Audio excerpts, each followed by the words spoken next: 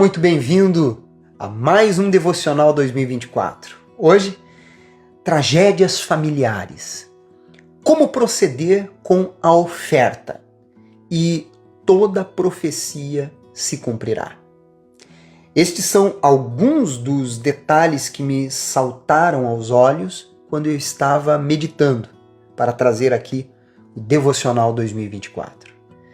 Eu quero que você fique conosco, capítulo 11, 12, 13 e 14 até o versículo 20, porque neste versículo 20 do capítulo 14, então há uma virada de momento na história em que vamos para um outro livro da Bíblia que se encaixa a este momento na ordem cronológica da Bíblia, nesse plano de leitura que nós estamos realizando de Gênesis a Apocalipse.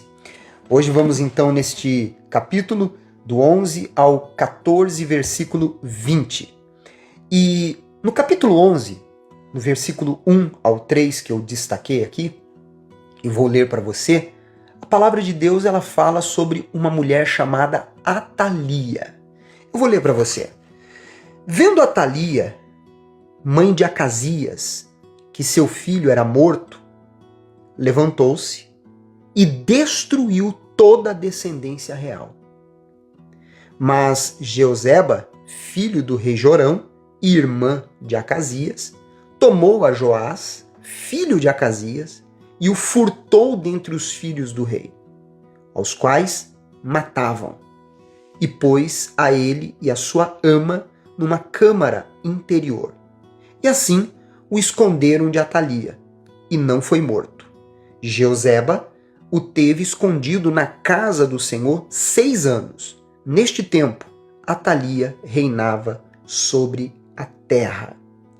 Essa mulher, que era da descendência de Acabe e Jezabel, ela fez algo que é realmente assustador.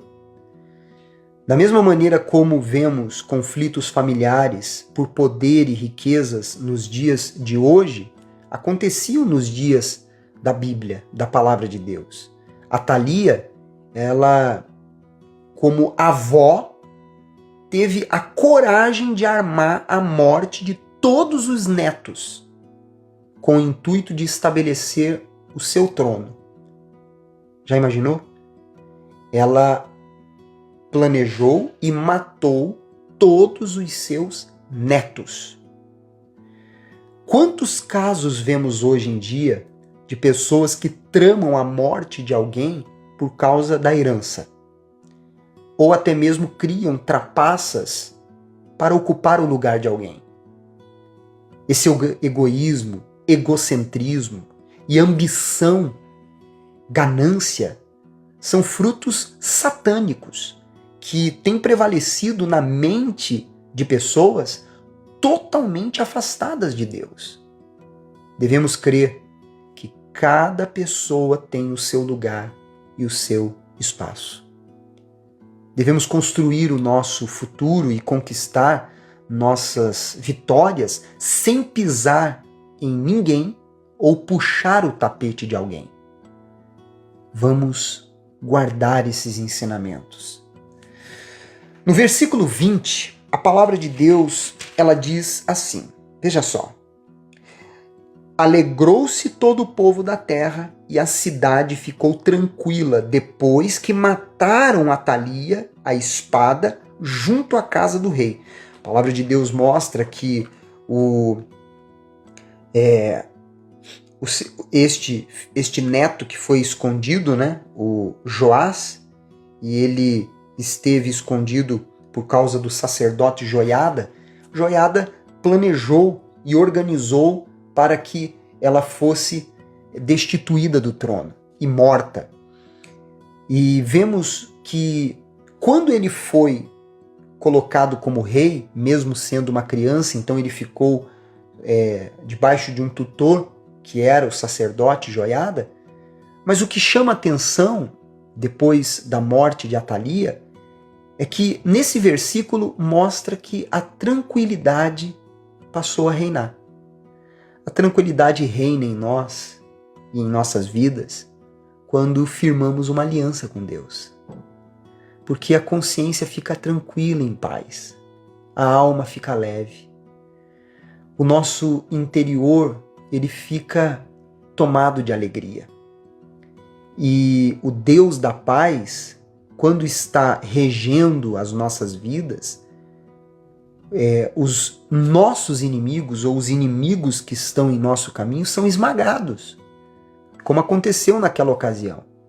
Você pode ver essa palavra que eu mencionei aqui em Romanos capítulo 16, versículo 20, que o Deus da paz esmaga Satanás debaixo dos pés. Então, se você mantiver uma aliança com Deus, você vai provar desta tranquilidade. Graças a Deus. No capítulo 12, entra um ponto muito importante, que é o tratamento com a oferta. E isso é um detalhe que você, eu, todos nós temos que ter muita reverência. Nós sabemos que existem pessoas que são aproveitadoras, pessoas que se aproveitam das ofertas, dos donativos das pessoas, isso em diversas denominações, religiões, independente de serem igrejas ou outras religiões que sejam.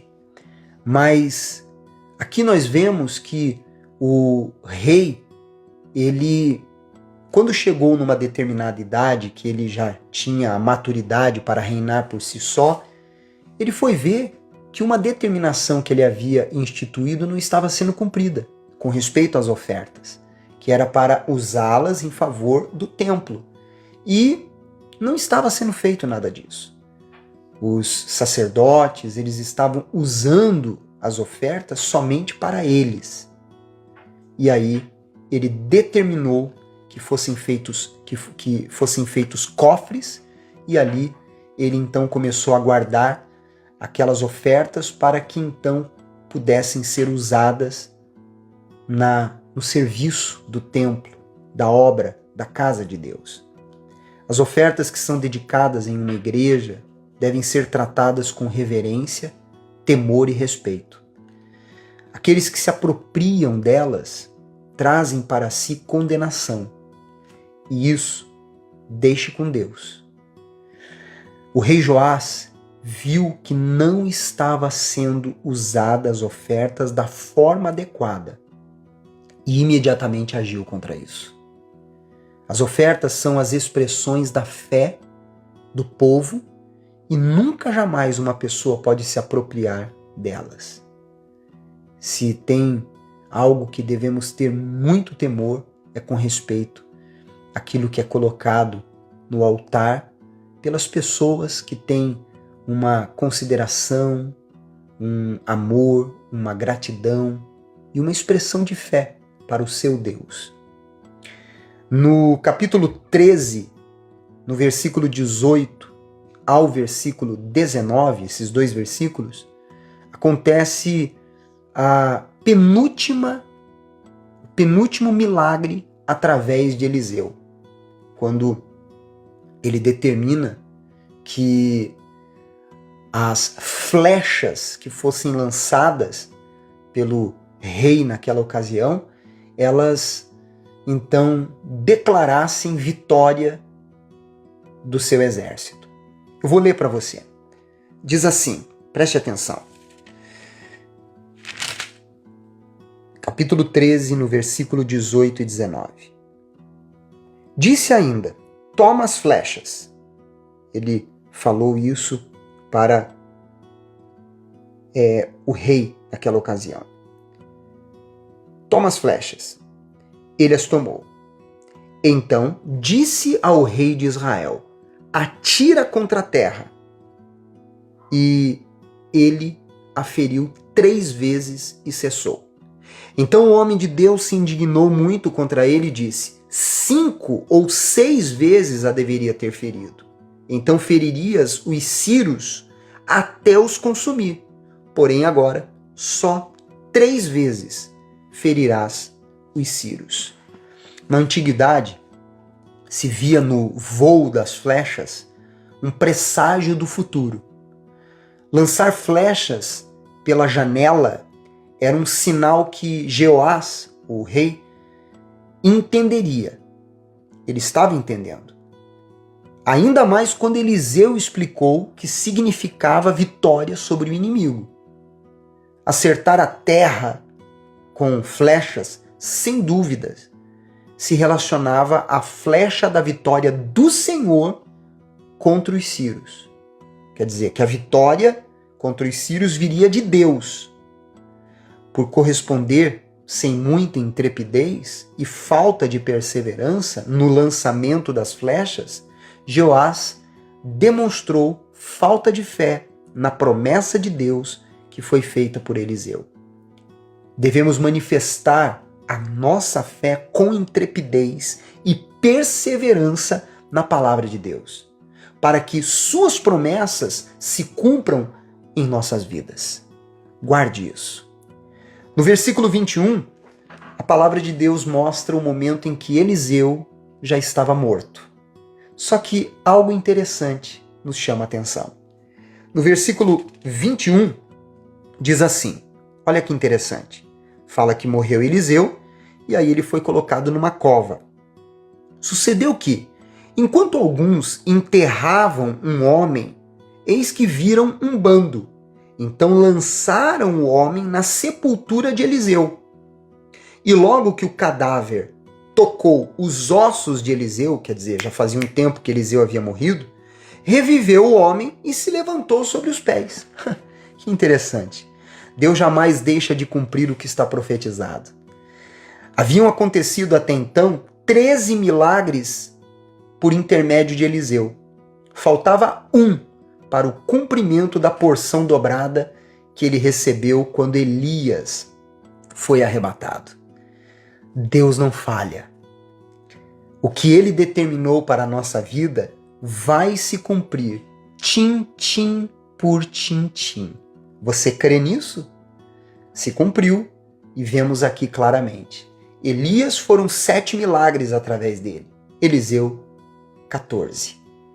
E para terminar, no capítulo 14, propriamente no versículo 1 ao 3, nós vemos um outro rei entrando em cena. E o que me chamou a atenção é que, no 2º ano de Jeoás, filho de Jeoacás, rei de Israel, começou a reinar Amazias, filho de Joás, rei de Judá.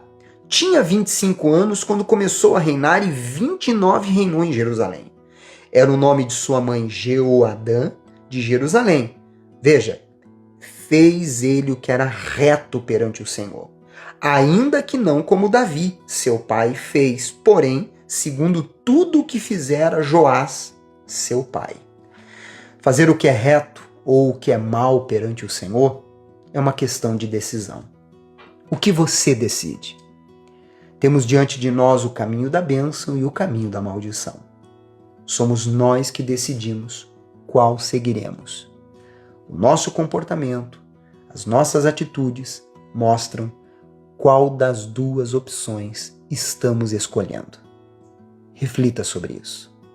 Se foi benéfico o devocional de hoje para você, então pegue e coloque no seu story, no seu status, nas suas listas de transmissão, nas suas redes sociais. Assim vamos alcançar mais pessoas que vão se alimentar deste conteúdo profundo, espiritualmente falando. Você é especial para Deus. Amanhã estaremos de volta com todos vocês, agora entrando numa nova etapa. Nós vamos entrar no livro de Joel. Amanhã falaremos sobre isso. Até lá.